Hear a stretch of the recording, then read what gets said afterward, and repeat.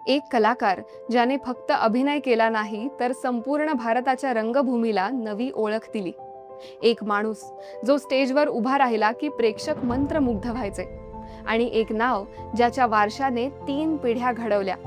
हो, तुम्ही बरोबर ऐकलंय। आज आपण बोलणार आहोत महान व्यक्तिमत्व पृथ्वीराज कपूर यांच्याबद्दल आणि जाणून घेणार आहोत त्यांच्या आयुष्यातील 3 असे किस्से जे तुम्हाला नक्कीच थक्क करून सोडतील। नमस्कार मंडळी, नाट्यविश्वास पुणे या आपल्या खास मराठी चॅनलमध्ये तुमचं मनःपूर्वक स्वागत आहे। सर्वप्रथम पृथ्वीराज कपूर यांना पुण्यतिथीनिमित्त विनम्र अभिवादन। 1906 साली जन्मलेले पृथ्वीराज कपूर यांनी आपल्या दमदार आवाजाने, प्रभावी व्यक्तिमत्वाने आणि जबरदस्त अभिनयाने प्रेक्षकांच्या मनावर अधिराज्य गाजवलं। त्यांनी केवळ चित्रपटांमध्येच नव्हे तर थिएटरच्या माध्यमातूनही एक नवीन परंपरा निर्माण केली। फिल्म इंडस्ट्री आणि थिएटरमध्ये अनेक वर्ष काम केल्यानंतर 1944 साली त्यांनी पृथ्वी थिएटर या नाट्य संस्थेची स्थापना केली।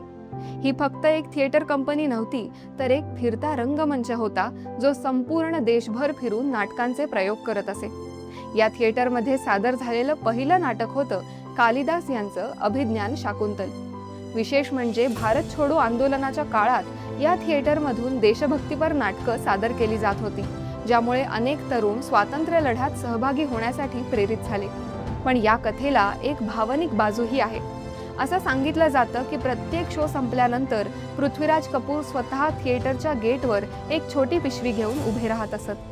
प्रेक्षक त्या पिशवीत पैसे टाकत आणि पैशातून ते थिएटरमधील कलाकार आणि कर्मचाऱ्यांना मदत करत असत। त्यांच्या दृष्टीने थिएटर हे फक्त काम नव्हतं तर एक कुटुंब होतं। जवळपास 16 वर्षात या थिएटरमध्ये तब्बल 2662 नाटकांचे प्रयोग सादर झाले। दुसरा किस्सा आहे 1934 सालचा। त्या काळात भारतीय सिनेमा जागतिक स्तरावर फारसा पोहोचला नव्हता, पण देवकी बोस यांच्या दिग्दर्शनाखाली बनलेला सीता हा चित्रपट इतिहास घडवून गेला। या चित्रपटात पृथ्वीराज कपूर यांनी रामाची भूमिका साकारली होती। हा चित्रपट व्हेनिस इंटरनॅशनल फिल्म फेस्टिवलमध्ये प्रदर्शित होणारा पहिला भारतीय चित्रपट ठरला। त्या काळात भारताचा सिनेमा आंतरराष्ट्रीय मंचावर पोहोचणं ही एक खूप मोठी गोष्ट होती। त्यामुळेच पृथ्वीराज कपूर हे फक्त एक अभिनेता नव्हते तर ते भारतीय सिनेमाला जागतिक ओळख मिळवून देणारे अग्रदूत होते।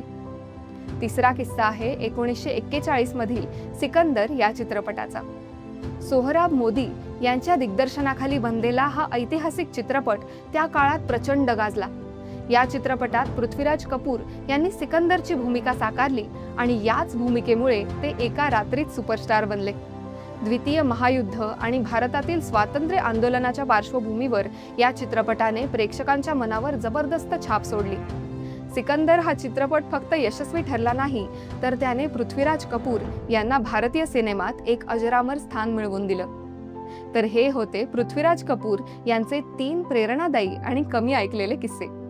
त्यांच्या आयुष्यातून आपल्याला एक गोष्ट नक्की शिकायला मिळते, कला ही फक्त मनोरंजन नसते तर ती समाजाला दिशा देणारी ताकद असते। कपूर कुटुंबाचा वारसा आणखी पुढे वाढत गेला आणि आजही हा वारसा 3 पिढ्यांपर्यंत जिवंत आहे, प्रेरणा देत आहे आणि भारतीय सिनेमाच्या इतिहासात आपलं अजरामर स्थान टिकवून आहे। तर मंडळी, आजच्या पुरतं एवढंच। आम्हाला आशा आहे की तुम्हाला आमचा हा पॉडकास्ट अवश्य आवडला असेल। आवडला असल्यास लाईक व शेअर करायला विसरू नका।